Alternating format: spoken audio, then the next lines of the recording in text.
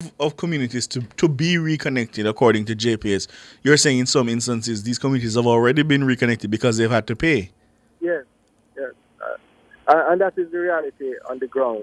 And you have seen where it's a cocktail and it's evolving. And the reason for using those terms, you'll find that there are social issues in a community, so people don't want to be in the darkness for such a prolonged period. And in particular, the Granger, I've gotten every single day for the past, since the hurricane, I've gotten a call from residents in Granger, requesting energy to be restored.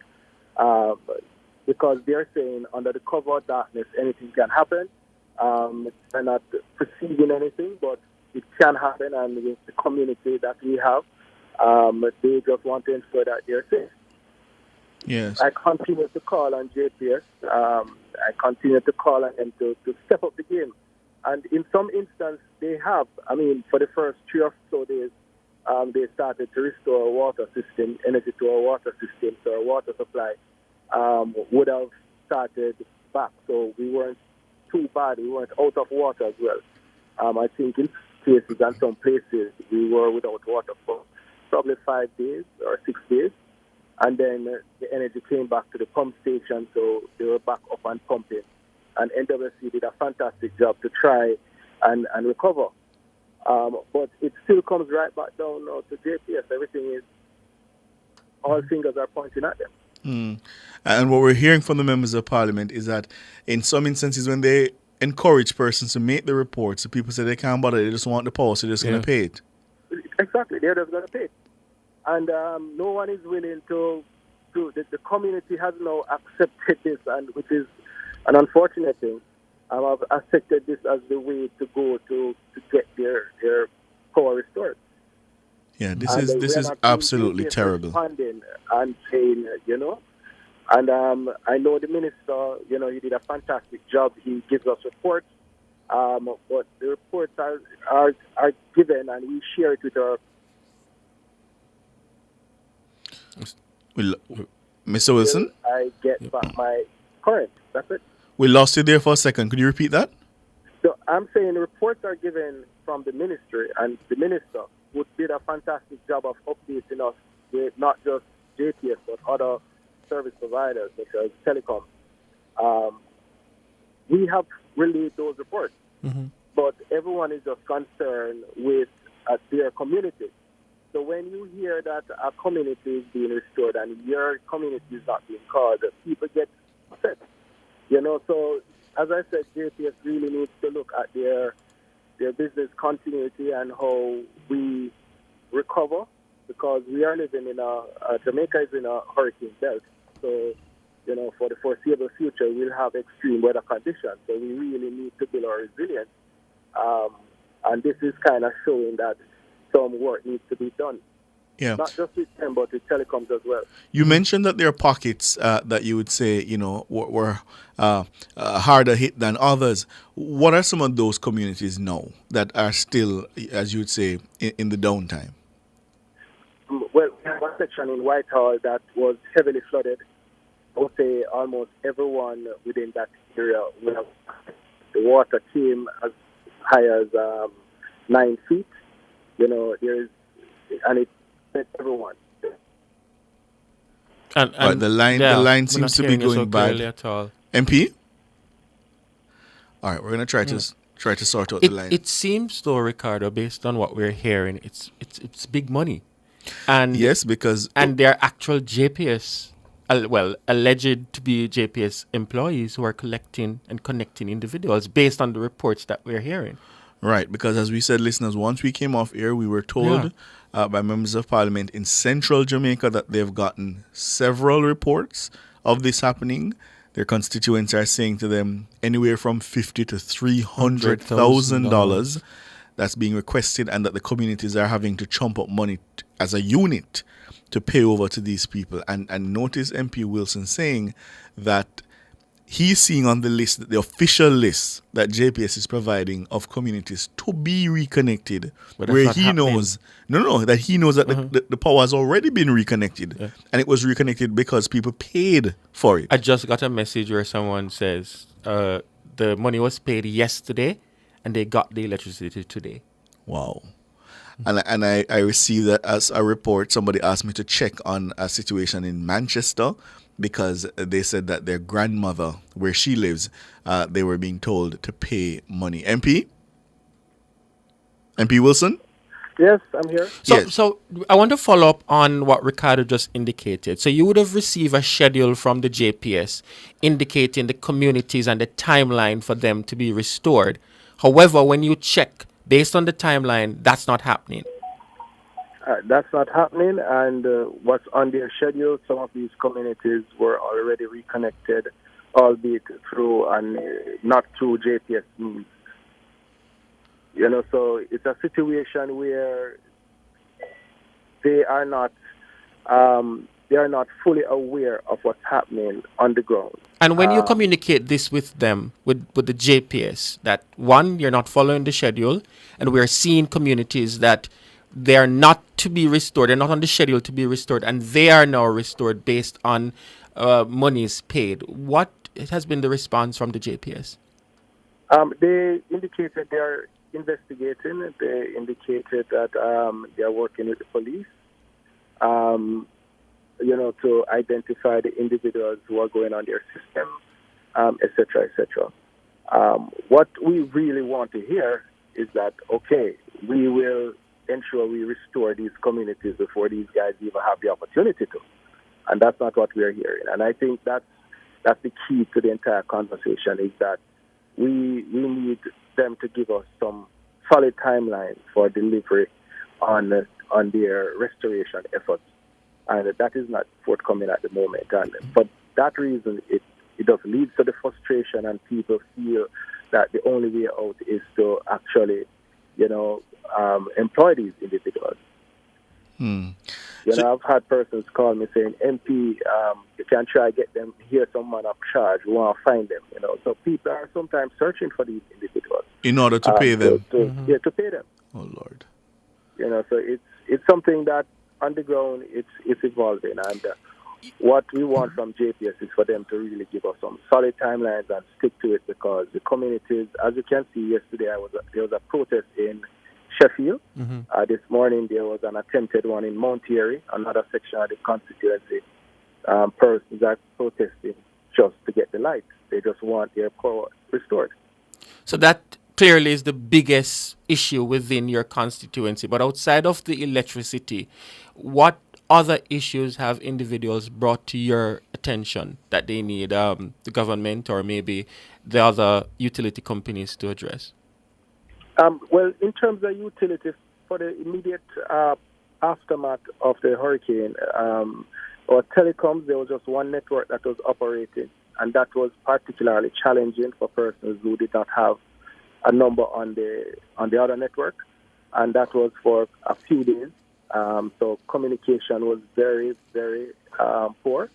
However, as JPS came in gradually, we saw where the telecoms came back. The major issue, I would say, outside of energy would be restoration effort in our agriculture, because a lot of farmers have suffered damages. A lot of boilers, they call it white chicken. Many farmers have reported to me that they have suffered losses, or fisher folks have suffered some losses. Our Minister of Agriculture gave an overview in Parliament on Tuesday about the national photo of what the losses to the sector was. But within this space, within my own constituency, our farmers did suffer a lot.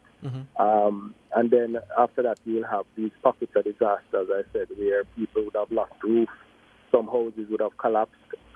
So those individuals, I'm working with the Ministry of Labour to provide some immediate relief, and also to see what long-term assistance we can offer to these individuals.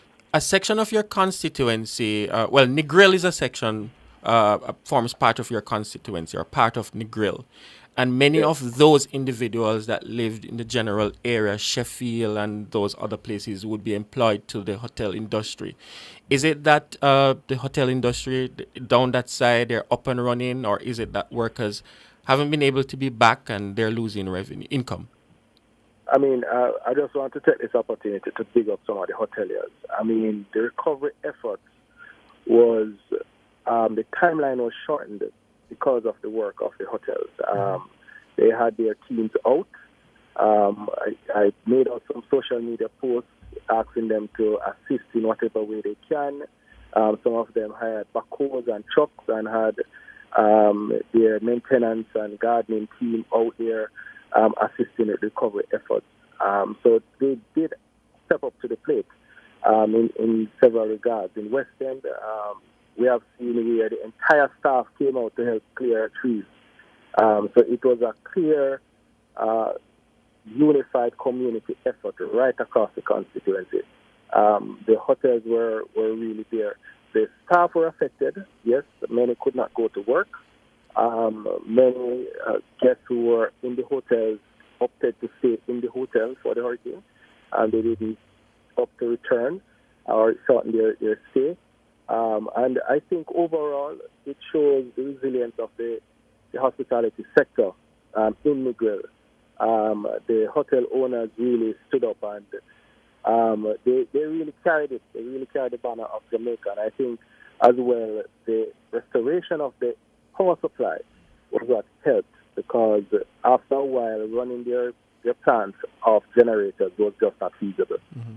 So the speed at which JPS would have recovered within the area would have greatly assisted them, in terms of having their guests and their staff operating.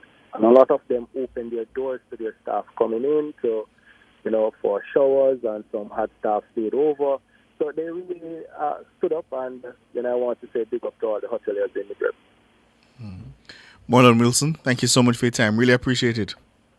All right, thank you, guys. Amen. And let's hope that JPS gets a handle on this. I just got another message from a member of parliament saying those who pay are connected first. I saw JS saying in North Central Clarendon, my cousin told me that a section of a community had to pay $100,000. It's a disgrace. It seems it's big money. This is insane.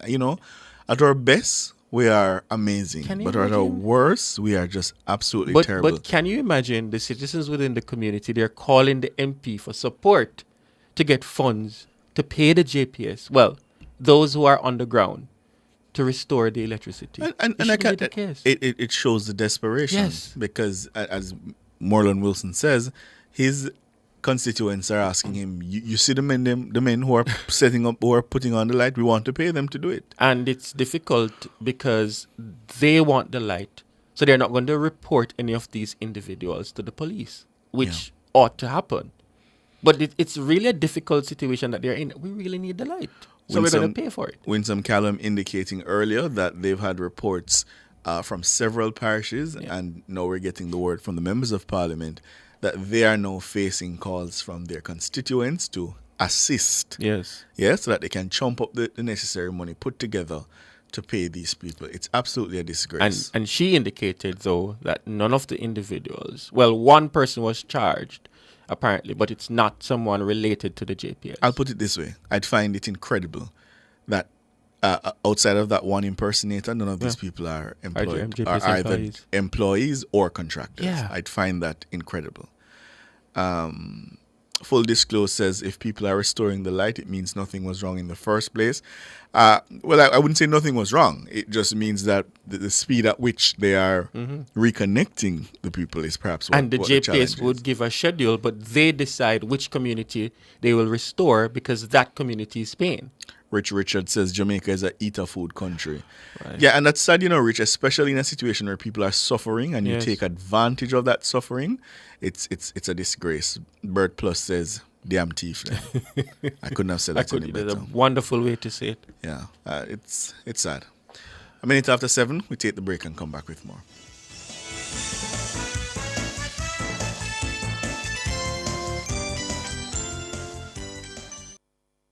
Nation's Business was brought to you by BH Paints. Paint it, love it with BH Paints. The mission of the Ministry of Legal and Constitutional Affairs includes revising Jamaica's legal and constitutional infrastructure and accelerating the pace of reform. The time by the MLCA is... Well, now it's 2 minutes after 7. How much for your drink a rare rum? How much for your flask? How much for your drink a rare rum? How much for your flask? When you head to the bar, feel all our vibes and parties. Spend 15 bills, get a queue, fit the crew. Or spend 250 pound a drink for you or your boo. How much for your drink a rare rum? How much for your flask? How much for your drink a rare rum? How much for your flask? Must be 18 years older to drink. Drink responsibly.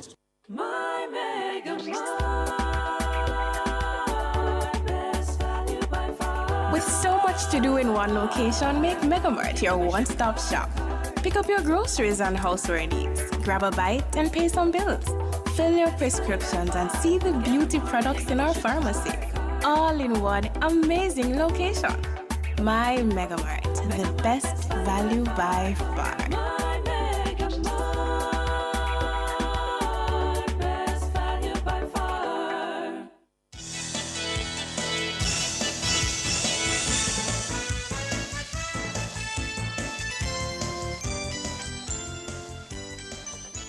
Welcome back right here on Nationwide at 5. My name is Sanjay Lewis. And I'm Ricardo Brooks. We're turning our attention now to a shooting incident in St. Martin which left a politician injured and his wife dead. A leader of a political party on the island, Olivier Arundel, was shot and injured and his wife killed on Wednesday in what is being described as a senseless act of violence. Police investigations are underway. However, the island's justice minister is alleging that the incident may be politically motivated. The shooting reportedly happened in the Koop-Koy area of the country. Reports are that armed men fired at a vehicle being driven by Mr. Arundel, who is the political leader of the Oyalinchi movement for change. Mr. Arundel is said to have received a shot in the back. His wife, Sabine Arundel, who was in the passenger seat, did not survive the shooting. St. Martin's Minister of Justice, Lyndon Lewis, has condemned the incident. In a statement on Thursday, the minister says 3 victims were urgently transported to the St. Martin Medical Center. Meanwhile, the Democratic Party leader and president of the Parliament of St. Martin, Sarah Westcott Williams, extended sympathies to Mr. Arundel and his family. She now joins us. Good evening, and thank you, as always, for joining us. Good evening. Good evening, and thank you for having me. Wonderful. What is the mood like now in the country after the shooting incident? Shocked, and to a certain extent, confused, because as you can just imagine, in a situation like this, there are so many rumors circulating out there. Social media is abuzz with all kinds of stories, and that is why it is so important that we get a follow-up formal report from the justice officials on St. Martin. I know our police and detective teams are working very, very hard on solving this case, but in the meantime, as I mentioned, persons who did not hear of it last night woke up shocked this morning. And again, there is much concern and confusion, I would say, given the many different reports that are circulating. Mrs. Westcott Williams, how unusual is this kind of shooting of a politician in your country? Unheard of until now. So not only very unusual, but just unheard of until now. All, as of right now, there is no indication that the shooting was politically motivated, but that still leaves a lot of questions, because then the question is why? Mm-hmm. And again, I am pleased with the quick response of our police teams and our justice officials. Where necessary, assistance will be sought from our sister islands here in the Dutch Kingdom. And in my statement today, I called for, of course, calm after expressing sincerest condolences to Mr. Arundel and his family, and of course, to the family of the deceased, Mrs. Arundel. And I also called for unity at this time in our community, because it's just, unheard of, shocking for all of us. And it is time for us to come together as a community and reflect. And while there's no confirmation from the police that this incident was politically motivated, the allegations I gather is that individuals are thinking that politics is linked to it. So looking from a political standpoint, what is the current climate, the political climate in the country, and how do you think that such an incident will impact the politics within the country? Well, we are actually facing a so-called snap election on the 19th of August. There will be snap elections on St. Martin, and this comes after having had elections in the month of January of this year. But due to what I would want to describe as a sort of rumbling in the Parliament of St. Martin, the government made the decision to dissolve the Parliament, and that automatically means that the government should also call for an election, and that has happened. So you had just a couple of days ago, we had, in fact, earlier this month, we had all of the political lists having been submitted, and the campaign has started. So with this happening now, I just have to reiterate, how sad and troubling it is. I just want to be clear. You indicated that you had the general election in January of this year, and Parliament That's is now correct. dissolved for another general election? Yeah, it Why? has been dissolved for another election, albeit that when it happens, when the Parliament is dissolved and elections are called, they have to be called once Parliament is dissolved, and they have to be called within the period of 3 months. In fact, they have to be called so that a new Parliament can sit no later than 3 months following the decision to dissolve the Parliament. So we call this one a snap election, but we did have a general election in January, to be exact, on January 11th of 2024. But what would have caused a snap election to be called so soon after a general election would have been called in January? We had a situation where a member of Parliament who supported the very young coalition as a result of the January 11th election, and the member of Parliament decided that he no longer supported the coalition and was actually going to form with others in the Parliament, and thus basically create a new governing or a new government constellation. And based on that, our Constitution has this peculiar clause, and that is that at any time the government can, by a decree of the government, can dissolve Parliament. And the government took what happened, what I just mentioned, as a reason to schedule an election, and that's the one that we're now going to have on the 19th of August.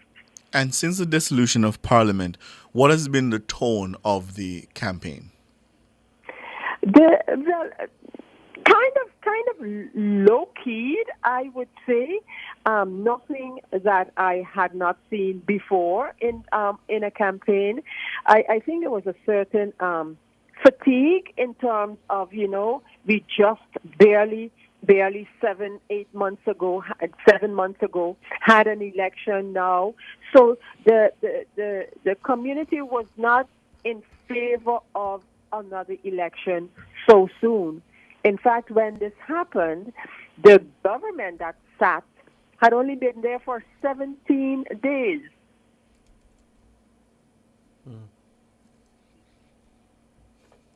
We lost her. Hello? Yes. Oh. no, you we thought haven't. we lost No, you. no, You go haven't. ahead. Yeah, yeah.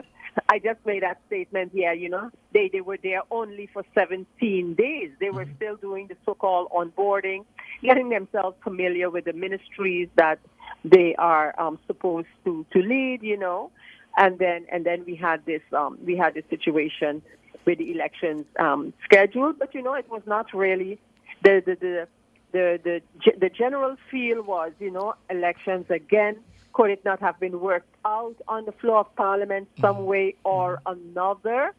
But until this happened, it was I could say regular for a campaign. Boards and everything, billboards and everything started to go up on the side of the road. No extra measures were taken by the Justice Ministry in terms of not allowing certain things because we were in a campaign, and the usual guidelines were put in place for that. Yeah. Well, Mrs. Westcott Williams, let's hope that this isn't a politically motivated act and that the temperature will continue as normal, because we want, I think, democracy to be as ordered and, I dare say, even as boring as possible. Yeah, that the temperature does not rise, that it stays Yes, at a particular indeed. level that is civil. Indeed. Yeah. So, Thank our very best thoughts to the people of St. Martin. Thank you, and much appreciated, and thank you for the opportunity. Not a All the problem. best. That's the president of the Parliament of St. Martin, Sarah Westcott Williams. When we think about the politics of it, Ricardo, and outside of maybe the 80s and that election, and I heard a couple of weeks ago, you and Cliff had a very good discussion. So far, our politics has been safe. And we have not had an incident where someone that is senior in any political party or the wife or husband of anyone being killed. Certainly not since the 1980s. That's what I'm saying. So post 1980, we haven't had any of that. So we really have to knock on wood and be thankful that our politics haven't reached to that level that we're seeing in other countries. Yeah, and it's why sometimes when our politicians make statements that are so inflammatory and, almost test the outer boundaries, we must always ensure that the condemnation is swift. Yes. And that they get back in line, because we absolutely don't want that at all. And largely what we have recognized is that when an election happens and the results have been declared, for the most part, even if on the night of the election, the leader of whichever political party that would have lost haven't accepted defeat, eventually... To be fair, I can only recall that happening once. Yeah, Portia in Simpson recent Miller. memory, Yeah, right? once. Didn't accept, but eventually went on to accept. Yes. So we have to be grateful for that. And we have never had a situation either where we have had a general election and then a couple of months after, the Prime Minister decides to dissolve or request of the Governor General to dissolve Parliament. It's fair to say this is a very stable democracy. But here's what I worry about, and I want to share that worry out loud tonight. I see elements of desperation starting to set in. Yes. That there are people who either are so enamored with power that they either want to hold on to it, whatever the cost, or they want to get it, whatever the cost. And they are prepared to tear down anything, tear down anyone, To get it. burn down any institution. I mean that figuratively. It's a scorched earth approach I see taking shape in some quarters. And I genuinely worry about how that will play out at the height, because we're not even close to the height yet. The campaigning we has don't begun. reach anywhere But we near. haven't reached anywhere Yes. yet. And I see elements that want to You know, show a level of desperation that I think is dangerous. I worry that the election that's constitutionally due next year is going to get very nasty. And as you indicated, we have seen signs of it already taking place. And we're not even a year, because the election will be due, September of next year. And already we're seeing individuals showing signs that it's going to be nasty. I'll tell you something. Both parties have everything to play for. Of course. The JLP, I'm reminded, has not been in government for 3 Yes. consecutive terms. I can't can't recall a time ever. Right. No. Yeah, I don't think ever. No. Or Ever. certainly not since I'm the looking 1960s. No, because I'm looking back Yes. from the 60s. It would have been 2 terms, It's right? all so 2 ever, terms. yes. Yeah.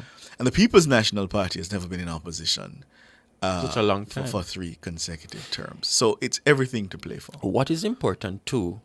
And legacies, Yes. legacies will be built and broken. Yes. Andrew Holness could potentially, if he should win again, become the longest serving prime minister. An honor currently held by PJ Patterson. Yes. What that would mean. So there, And- yeah, and- I see a lot to play for Yes. on both And sides. Mark Golding also has a lot at stake because he received a lifeline in that local government election held in February. Because prior to that, remember, Andrew Holness was far ahead of him in the polls. And he received that lifeline where the party is now not looking at changing its leader. Because for the first time since before Peter Phillips, the party recognized that they could potentially win the next general election when they received that lifeline in the local government election. And as I said, legacies will be Yes. built and broken. Because does Mark Golding become only the second PNP president, certainly since independence, that has never been prime minister? Does he become that person? The only other person would have been With Peter Phillips. Dr. Peter Phillips. Does Mark Golding become that second person? Or does he defy all odds? Yes. Yeah? And coming from way behind, become Prime Minister of Jamaica. We are looking at a Mark Golding who was drowning politically in the polls. And I think that he surprised many individuals. He took a risk in that local government election where he asked the people of the country to make it a referendum on the government. I thought that was a political risk. But I don't know. I don't know that the answer was conclusive, though. You know, I don't know if the answer was conclusive. The fact though that they came out with more divisions, I think that for him is a lifeline. Yeah, We'll see. because remember we're talking about someone who prior to February, we would say had no chance. Yeah. Well, here's what I think. I think it certainly cemented his hold on the leadership of the party. Of course. Because I think if it had gone any other way, then the calls that we knew were, just simmering under For the him to surface, go. yeah, might have gotten louder. Yes. So I think it cemented that. But we'll see. We'll see. And I see some in the chat indicating that many leaders lost their popularity during the COVID pandemic. That's true. That's true. And there's a way in which I don't think we've assessed it, but it did change. It did change a lot because even where the leaders did well and brought their countries through that very turbulent, uncertain times, I don't know that a lot of them, whatever praise that they would have gotten during the time of bringing the country through the crisis, that it was sustained. I think of, her name escapes me now, from New Zealand, Ardern, Jacinda Ardern. She left politics after. I was surprised. She I left. think she was tired though. She said it. Yeah. She said it. She said it. She left. And bear in mind, New Zealand did very well during the pandemic. Very, very well. The United States, Joe Biden not getting any credit whatsoever for turning the corner on that. In Canada, same situation. In France, same situation. I mean, And you the UK find, had though, a very turbulent time. Yes. But you find also, Ricardo, that most of those leaders are struggling. Justin Trudeau in Canada is struggling. There's an anti-incumbent Yes. mood sweeping the world. And potentially Justin Trudeau may lose that election. Joe Biden, we see what's happening in the United States with Joe Biden. Nads says people are just too ungrateful. It is fascinating to look at, Nads, because you look at the just the facts, the plain facts, Yeah. and you say, boy, yeah, Give them a little credit. And I'm not just talking about Jamaica. Yeah. Just a lot of leaders across the world manage to bring their countries and their economies back from the Yes. brink of a precipice. And remember, we were And dealing there's with a just no pandemic credit. that is, it's of that. There was no blueprint. Yeah, that's There was no blueprint. nothing. Governments had to wing it and see what worked, what didn't work, make changes as you go along. And people are now turning their backs on them. Let's see. 22 minutes after 7. Is there a time signal after this book? No. So I can't, so I can't say it's 22 minutes after 7. We're taking your calls now. 630-937-124, 618-8255.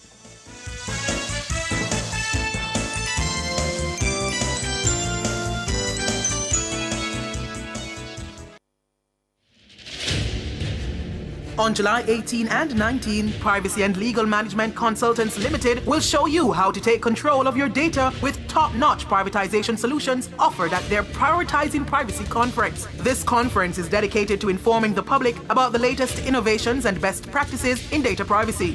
Cliff Hughes Online will broadcast live from the conference on July 18 and 19 from 10 a.m. to 1 p.m. Tune in for insightful discussions with speakers from Trinidad, Barbados, the United Kingdom, and Jamaica, and explore the future of data protection. You don't want to miss this.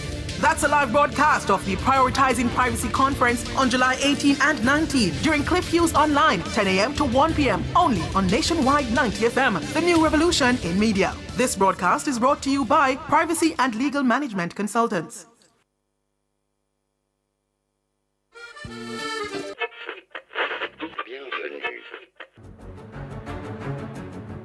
I stay locked into Olympics because, of course, I'm Jamaican. I tune into the Olympics, but I'm always busy.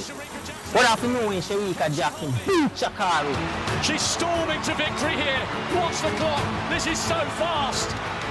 Brother, I have to see every notification for the Olympics. Me, we want to hear every run. The Jamaican's coming. He's closing. What a performance. Every jump and every fling. Oh, wow. Oh, that is live. Nothing can miss me. We're always on the move. So while I'm driving, Thompson Hera from 60 odd, moving away, and she gets the victory. She's jogging, or at work. Hurry, the race is about to start. We can't miss a beat. Oh, me? Because we keep it locked. To the only station for the Paris Olympics. Nationwide. 90 FM.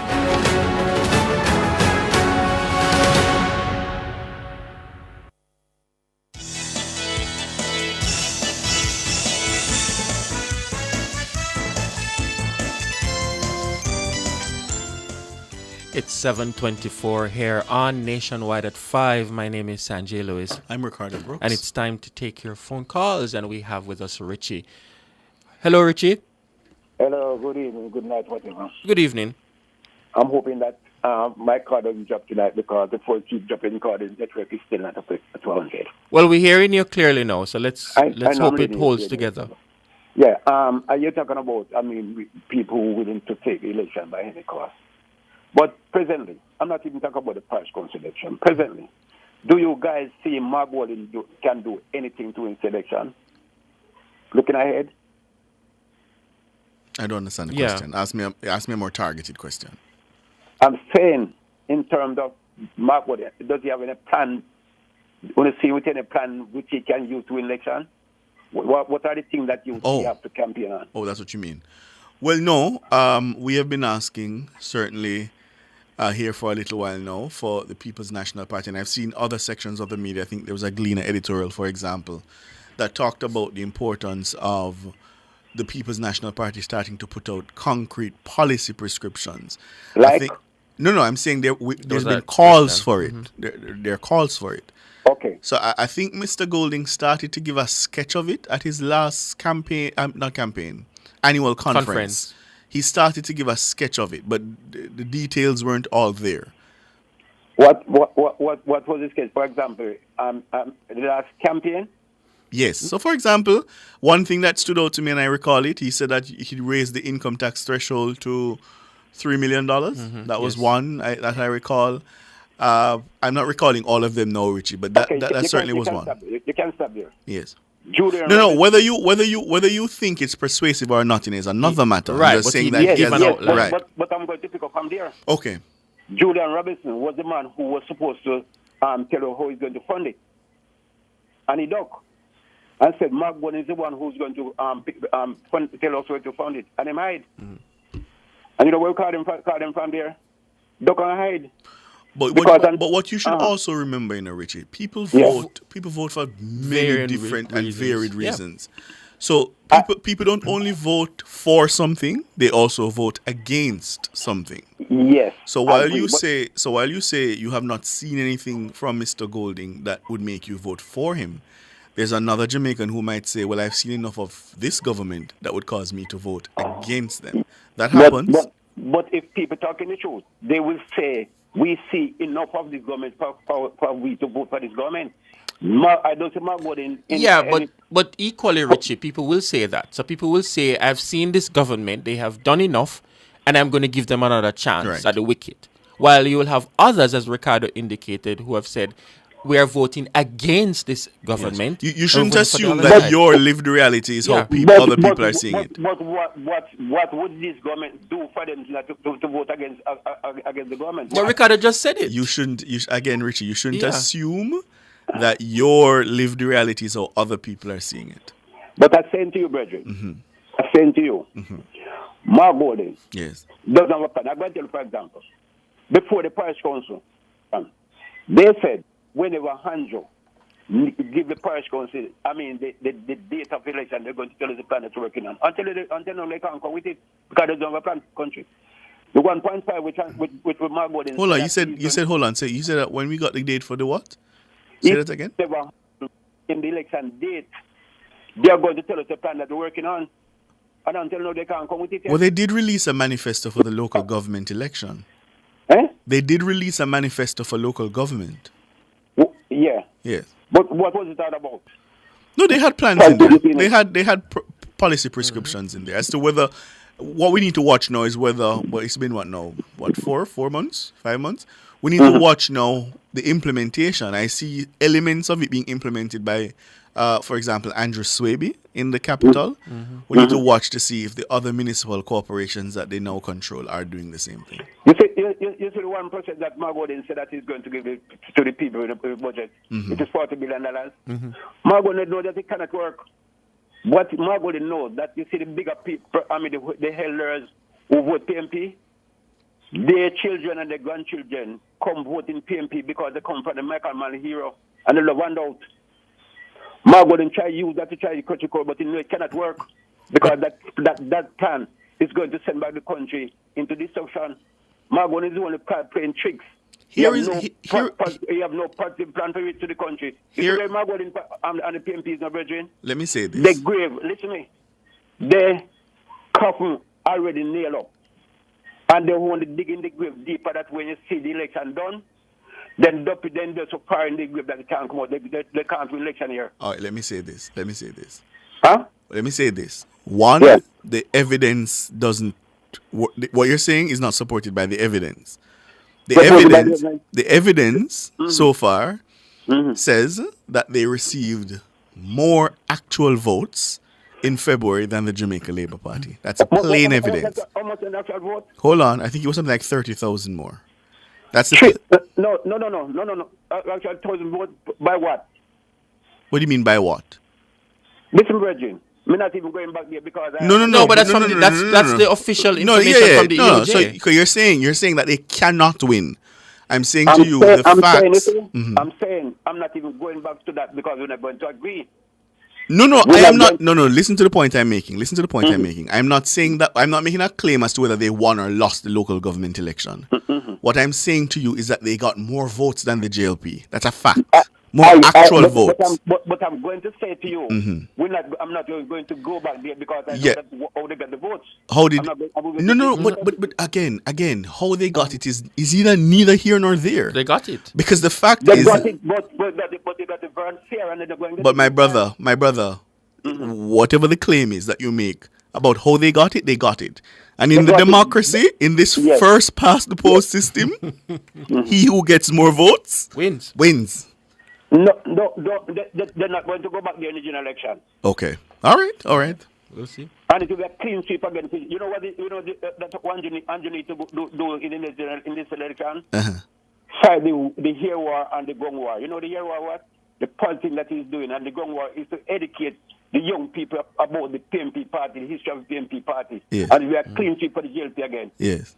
All right. All right, Richie. Thank you, Richie. We have Bobby. Good evening, Bobby. Yes, good evening, gentlemen, and how are you? We're good. Yes, I was listening to the conversation with you and Ricardo early on. Mm-hmm. But, you see, I just want to say this. The PMP, under the leadership of Mark Golden, cannot come to victory in the next general election. Why you think that? They struggle in the parish council election and they don't even win the parish council election. It is the Jamaica Labour Party who won the parish council election. And remember the reason why the Jamaica Labour Party never win back most of the councils. You know, remember there was a problem in Robert Morgan constituency, and there was another problem in the KMCA in one of those constituency where they remove a JLP councillor who was there for a long time and put in Venetia Phillips. Those were the two blunders. And put in Venetia Phillips? Huh? I'm not following. What are you talking about putting in Venetia Phillips? No, remember that no, what he's talking about in Clarendon. You said no, he mentioned Clarendon. Okay. He moved to Papine. Sorry. Mm-hmm. Right, yes. There was a blunder there in Morgan constituency all the way down there in Clarendon, and there was another blunder in the KMCA, you know, if but was that one in the KSMC? Was it a blunder? Was that a blunder though? Because he wasn't winning the Papine division when he was replaced by Venetia. He hadn't been winning. Mm-hmm. I think you might want to look in East Rural St. Andrew. I think that is where the KSAMC was lost. The Kintyre, was it? The Kintyre division. Right, yes. Mm-hmm. And I was also coming to there also. But you see, but if they had just allow those councillors to remain, we would have won more parish council. What do you say about Hanover, Westmoreland, where the PNP did very well in Westmoreland, they did very well in Hanover? Well, yes, you know, even in those two parish councils, I think what really happened, you know, is that the JLP should have focused more in those parish council, and we would have got those parish council with a clear victory. Which is why I'm not sure why you would come to the conclusion that the PNP struggled, considering that they flipped quite a number of divisions that were held by the JLP. Well, you know, if the JLP adjusts for those divisions that the PMP had now taken over, what the JLP should have done, you know, is to pay more attention in those divisions, and we would have take them back. You know what I worry about, Bobby? Mm-hmm. That the labor rights seem to spend a lot of time bashing the opposition and not enough time telling the good news of the JLP. No. Well, certainly, hold on. Certainly, when you all call here, a lot of the time is spent on why Mr. Golding is this, why Mr. Golding is that, why he can't do this, why he can't do that. I'm just telling you my experience to fielding your calls. I don't hear enough of you come here. If there's a listener who is listening now and is undecided, you take up all your time bashing Mr. Golding. Why not take the time to tell them why the JLP is the better option? I think that's a better use of the time. I think than arguing about what Mr. Golding is or isn't. Sell the good news as you see it of your party. Yeah. I see Rasta Rock in the chat saying that Westmoreland and Hanover, they are PNP bedrock. Certainly for Westmoreland, we know that.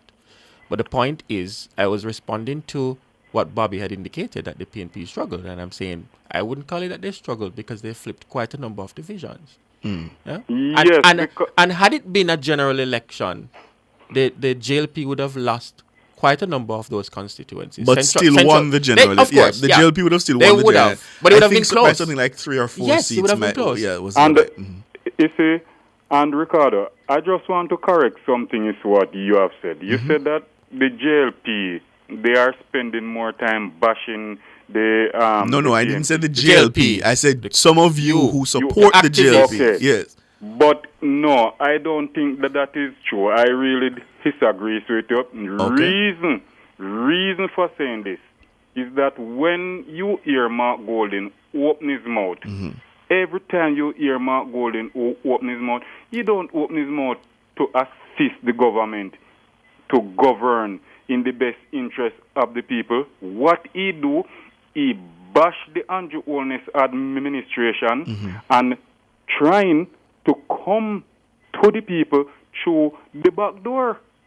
And as far as I am telling you now, Ricardo and gentlemen, Mr. Golding, as far as we concerned, he doesn't have a plan that, if he become prime minister, how he would fund this and how he would fund that. He can't even give a credible budget presentation. His last budget presentation that he gives in Parliament, he promised the people them this, he promised the people them that, and up until now, the people of Jamaica doesn't hear from Mark Golding what he's going to use and fund all of these pipe dream promise. But he make. Bobby, that's how oppositions work sometimes. They are going to bash and highlight the negatives because they want to score political points. It's all part of the politics. But as Ricardo indicated, why is it that many of you who come, and I'm not calling you an activist because I don't know if you are, not focus on the good things that you think your government is doing? The undeniable good things, It's not like it's a if it's good things. As a form of campaigning. It's a fact.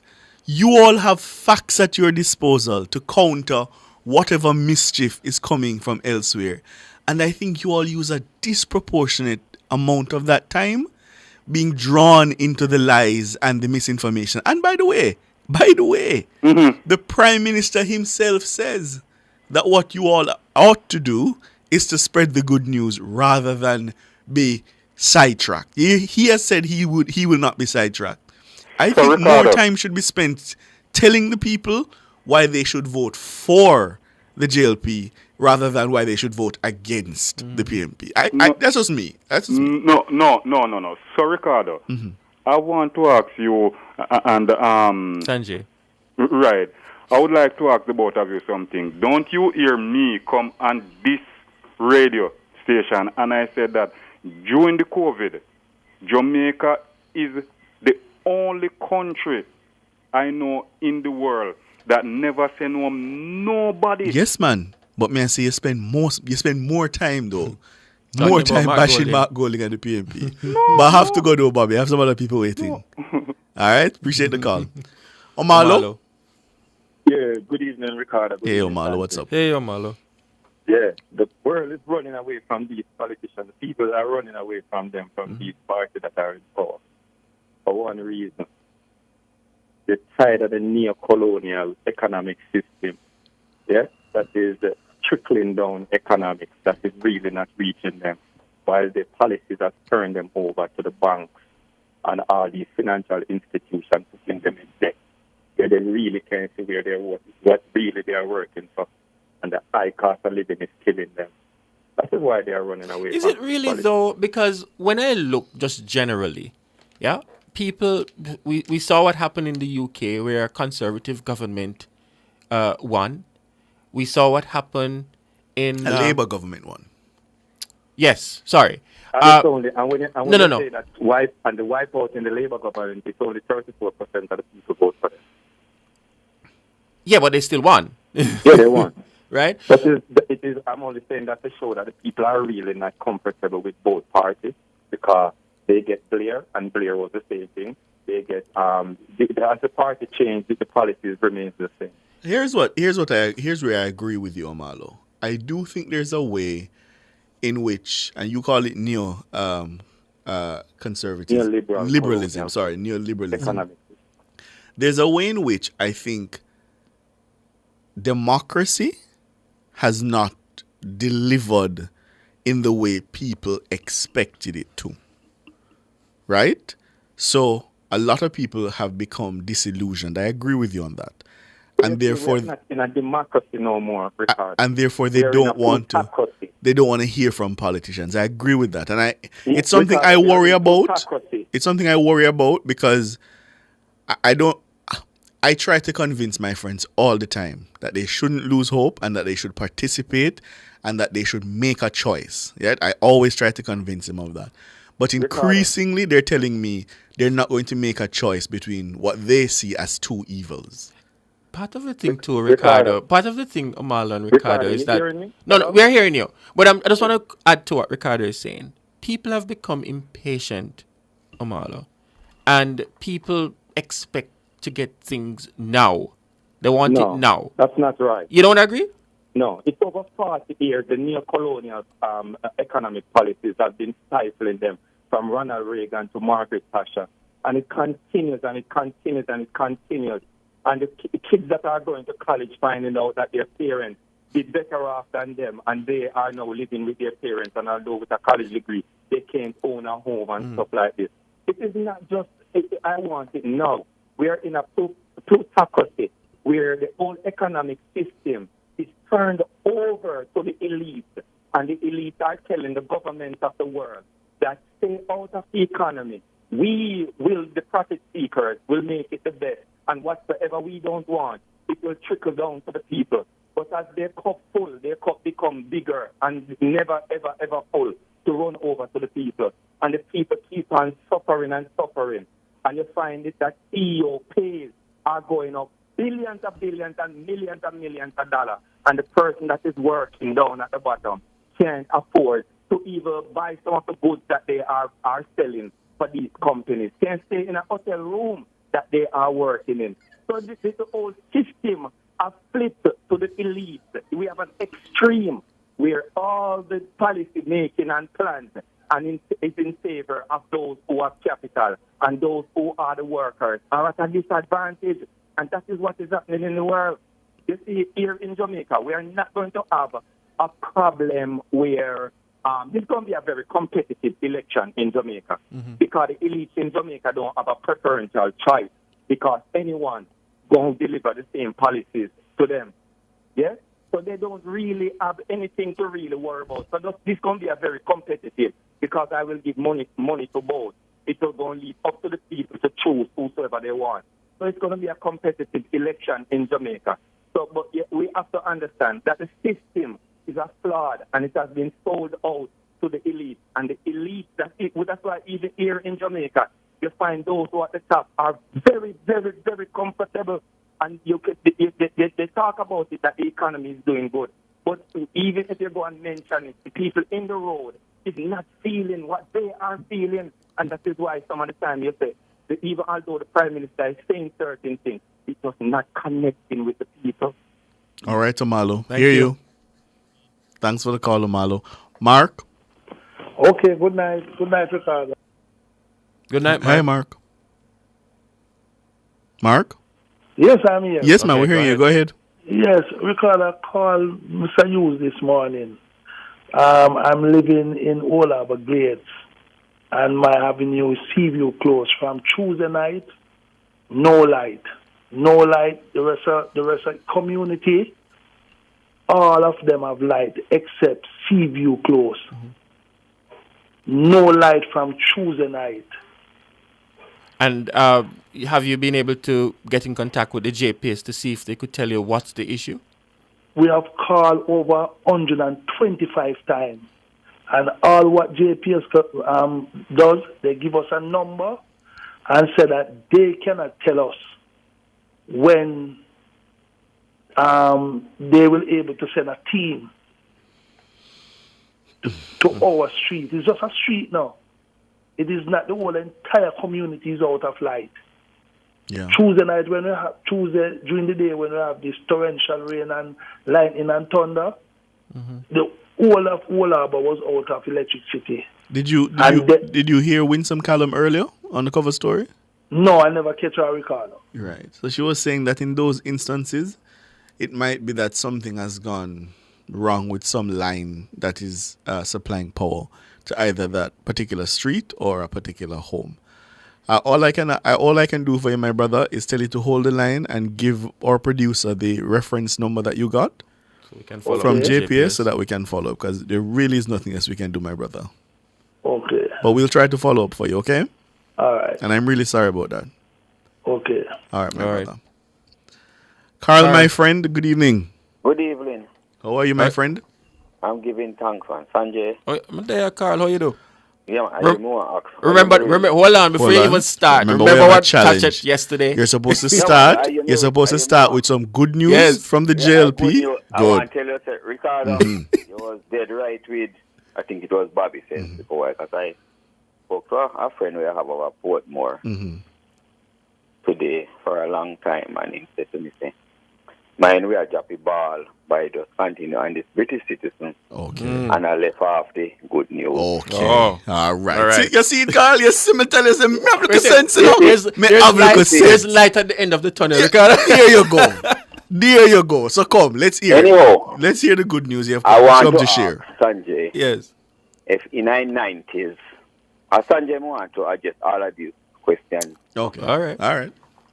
I want to ask him if in the 90s, under that failure of the 90s, if we could afford to buy 50 garbage trucks out of the taxpayer revenue of our country. No, we would have to borrow to buy. We'd have to borrow. Yes.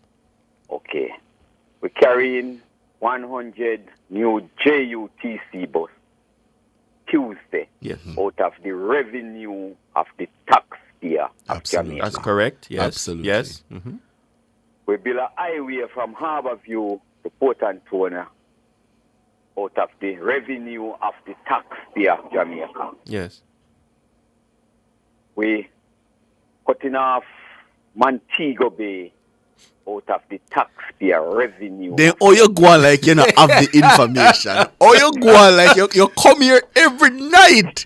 Pan this dual citizenship. You see, you have the information at them so if you tell the Jamaican people. Ricardo, yes. Ricardo.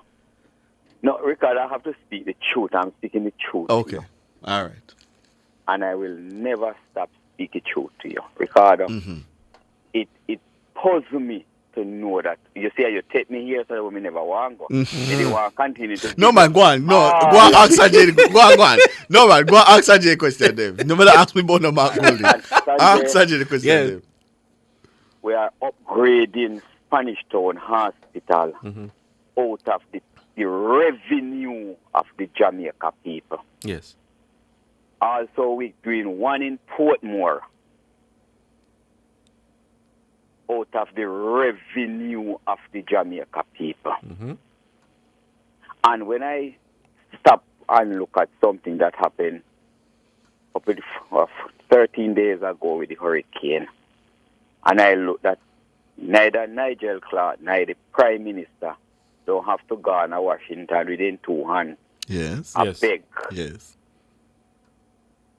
We must look and be very honest to this government led by Andrew Holness. And it is time for us to really... Me not go around the corner now. Sanjay, me have to ask you. Yes. It is really time for us.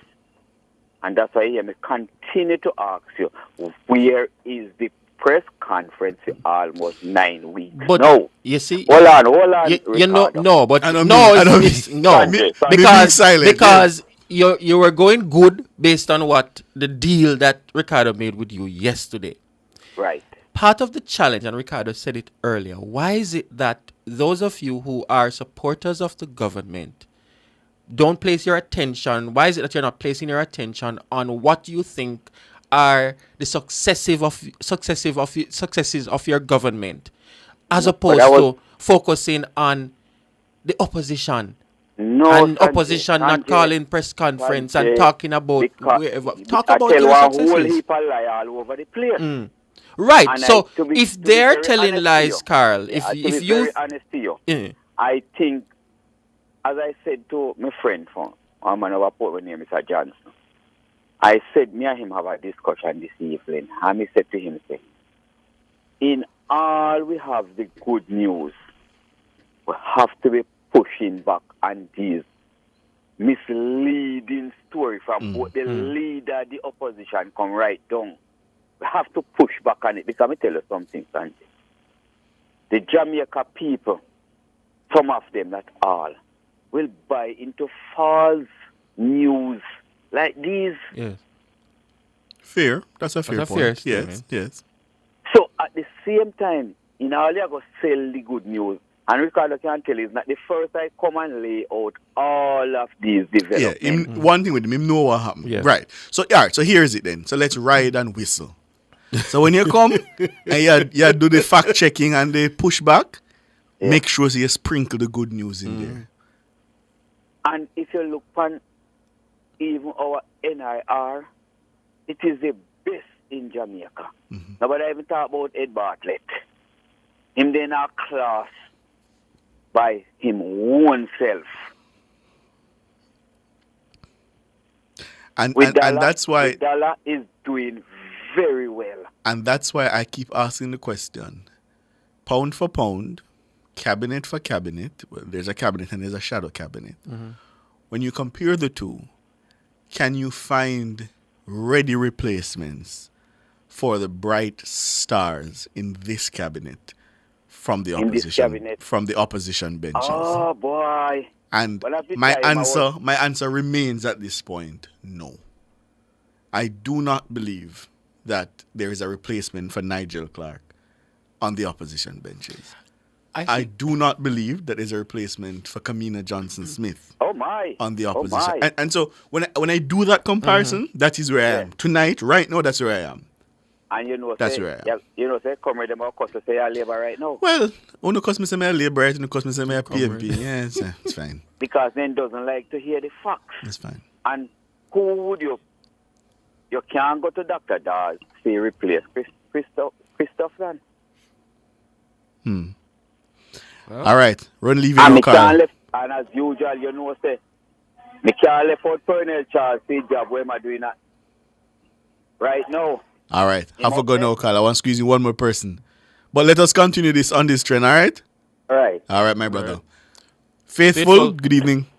Good evening, Sanjay. Good evening, Ricardo. Good evening, Faithful. Ricardo, I couldn't agree with more. I have to say to Moev the other day, one of your most famous caller, and Carl and want to disintegrate a fellow caller. Compare John to Piece of Foot John.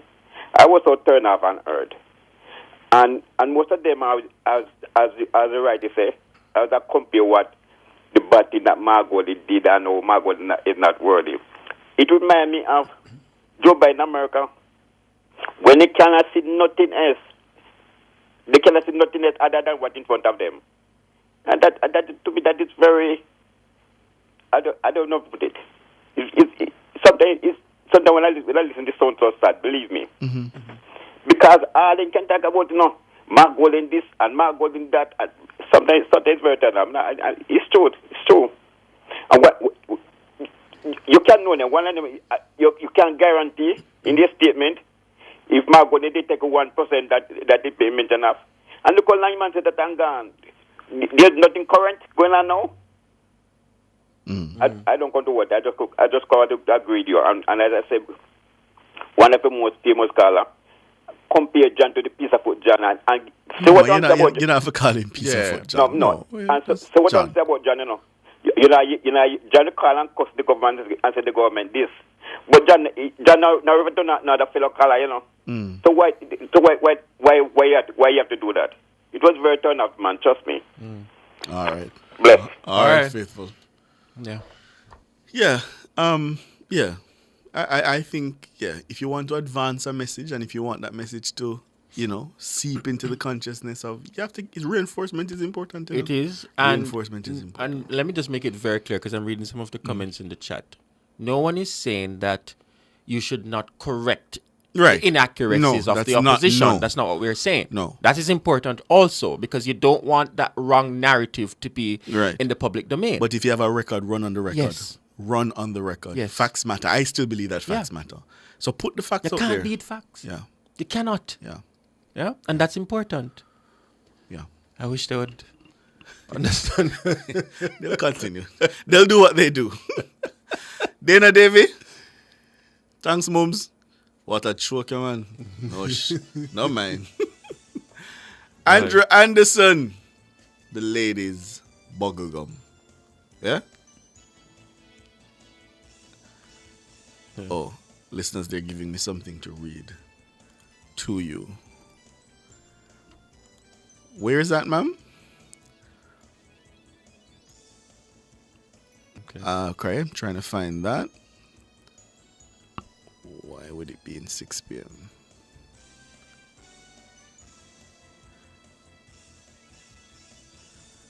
All right, so we're being told, listeners, that the Bogwart Gorge will be closed tomorrow between 9 a.m. and 6 p.m. Yeah? That's it. So the Bogwart Gorge will be closed between 9 a.m. and 6 p.m. And that's from the Jamaica Public Service Company. All right? So if you were planning to travel that route, you might want to reconsider that. The Bogwart Gorge will be closed between 9 a.m. and 6 p.m. tomorrow. Yep. Dana Davy, Bugs, Cara, members of the news and production team, thank you all. I'm Ricardo Brooks. And special thanks also to our listeners, our contributors, and those on the YouTube chat. We say thanks. My name is Sanjay Lewis, and we want to wish you a wonderful evening. Good evening.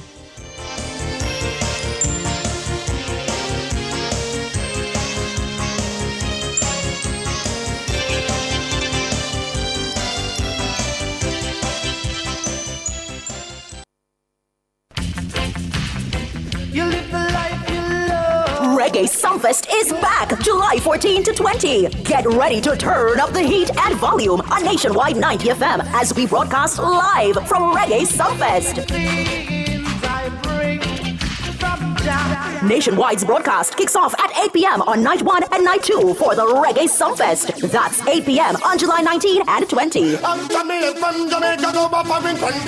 Tune in as we capture the electrifying atmosphere of the Caribbean's largest reggae festival. These rows of flames are catching a fire. We'll bring you exclusive interviews with top artists, chat with excited patrons, and describe the hottest performances.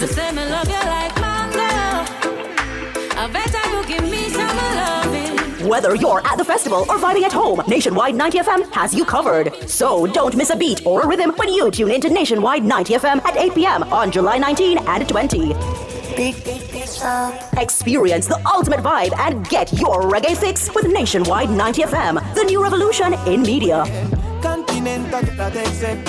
This broadcast is brought to you by Down Sound Entertainment, Loud Fashion, Sandals Resorts International, Hospital Montego Bay, Fairview Medical and Dental, Grand Palladium, El Paso, and Grace Foods. I'm Dennis Brooks. I'm Marlon Campbell. I'm Floyd Green. And I'm Garth Williams. Catch us on the Jamaican Dads podcast right here on Nationwide 90 FM, Thursdays at 8 p.m. with a repeat on Sundays at 6 p.m. The Jamaican Dads podcast is all about providing